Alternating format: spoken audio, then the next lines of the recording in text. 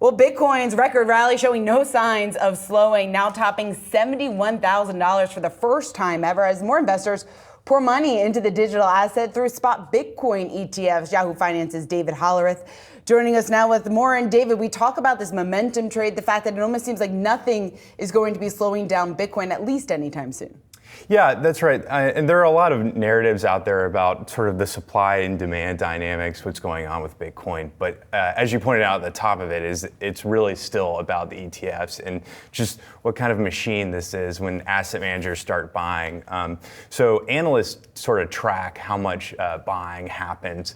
And you look at investment flows, there's been about $10 million of investment flows into these spot Bitcoin ETFs since they launched in January. And that translates to about 4,000 coins on average per day.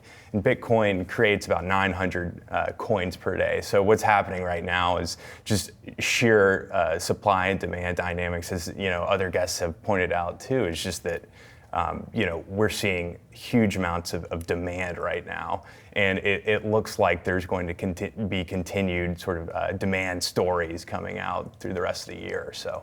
And when we think about that demand story, I mean, some of it's going to be a larger international type of thread that we're going to have to draw here too. And we think about what just took place with the UK, and it looks like they're clearing the way for ETPs, Bitcoin ETPs to come there. So how much of this is a global story as well of utilization, but also as an investment asset? Yeah, the actual use cases for Bitcoin, which we're not actually talking about that much these days, are really around emerging markets and how it's going to be used. And that's still a pretty small amount of how much the asset's actually being used. So, we're still waiting to see that, but really as an emerging international currency is kind of the main story that Bitcoin bulls will talk about. So you got to see more of that to happen for it to really, continue to have steam.